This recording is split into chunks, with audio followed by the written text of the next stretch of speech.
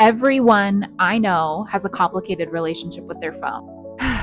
When you're a creator, you spend a lot of time on those platforms, which makes it hard to keep your screen usage in check. This week, I thought it would be fun to do a screen share. I'm actually going to be showing you what my phone looks like because I've put a lot of thought into how to organize it to make it operate more like the functional tool it was designed to be and less like the addictive scroll hole that I often feel it becomes. I like to think of my phone as a mirror. Every time I unlock it with my face, it's reflecting something back to me. So it's up to me to decide what is being reflected and therefore reinforced every time I unlock my phone with my face. Whether we like it or not, what we spend time looking at makes an impression on our brains and impacts the decisions that we end up making as a result. If my phone is a mirror, how can I use it to suggest positive cues for my brain and not just distraction and negativity? So we're going to start with the lock screen. As you'll see, there's nothing on this screen because I am a tyrant about my notifications, but I will get to that in a second. But the lock screen is where it all begins. All the stress, all the distraction, all the feelings of chaos. Visual clutter will make you feel anxious and overwhelmed the same way that physical clutter will.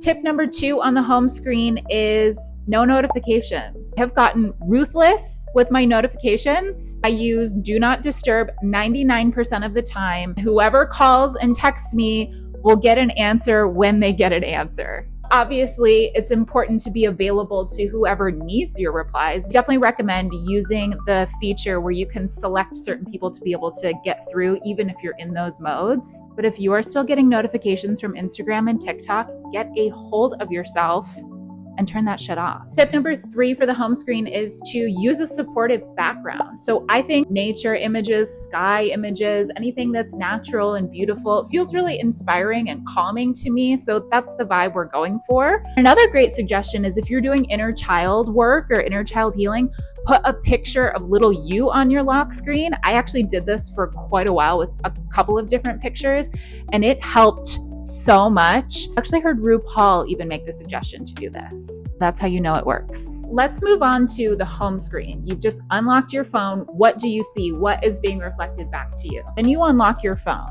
If you have social media on your home screen, your eye will travel there and you will get lost in a scroll hole. Do yourself a huge favor and move any social media apps off of the home screen. The function of my home screen is to minimize any opportunities to get off track for what I open my phone to do in the first place. I can't tell you the number of times that I'm just opening my phone and I'm doing something else and then I don't even remember why I'm here in the first place. Minimize the chances that that's even going to happen by moving those distracting apps fully off of the home screen. Every time you pick up your phone, you're reinforcing something. So what is it? Tip number 2 for the home screen is to use widgets. This screen time widget changed my life. I had a sneaking suspicion that some of my mental health issues had something to do with how much time I was spending on my phone, but I was scared to look at it. But it's the same thing as when you're scared to look at your bank account because you're not really sure what's in there and it's probably going to make you feel anxious and overwhelmed. It's the same energy, but ultimately what you're doing is just delaying something that's making you feel bad and creating more anxiety because you refuse to look at it. So if you're serious about getting your screen time down, I cannot say enough good stuff about putting a screen time widget on your home screen. Really helps to keep my behaviors in check once I go past where it actually feels comfortable. I'm more aware of it and more likely to do something about that. My whole life is organized in Notion, so I also love using the Notion widgets because I have one that's for my personal stuff and one that's for my work stuff, but there are a lot of separate pages that I visit multiple times throughout the day. So I link them all in what's called a widget stack so that it's easy to find whatever page I need to access. All the other apps that are on my home screen are things that I'm going to need to use frequently.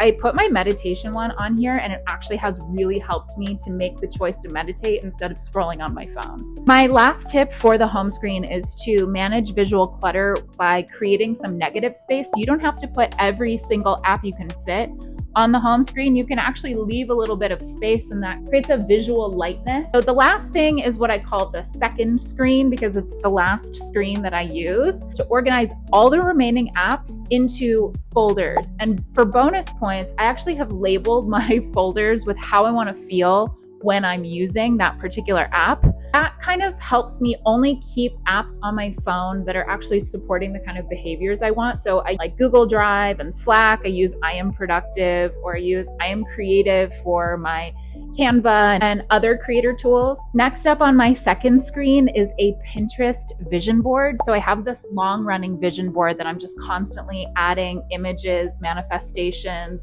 ways I want to feel, vibes I want to experience. I'm constantly adding things to it. And the Pinterest widget can actually link to a specific page that rotates every hour. So all day long, I'm getting different images reinforced in my brain from this vision board. It's a very cool, underrated way to hack your brain to visualize on a more consistent basis. And the last thing I've done is what I call a manifestation note. So this is using the notes widget. I link it to a specific page where I write a moment in the future. Like for this one, it's that I'm having wine in a cafe in Barcelona because I've never been there and I really want to travel there. So every time I read that little note, I'm reinforcing to my brain, yeah, I want to do that. I want to figure out a way to make that trip happen for myself sooner rather than later. So back to this idea that what we are looking at on our phones is a mirror. A lot of the things on this second screen are about mirroring back positivity and affirmations, helping me hold a vision for the next chapter of my life. I'm going to link the article that has all of this information listed out if you want to apply some of these techniques. But if you have something that's really helped you make your phone feel less addictive, I want to know. So please let us know in the comments. Sharing is caring. The more you know. I hope this was helpful. If you try any of these tips, please let me know. And I'll see you next time.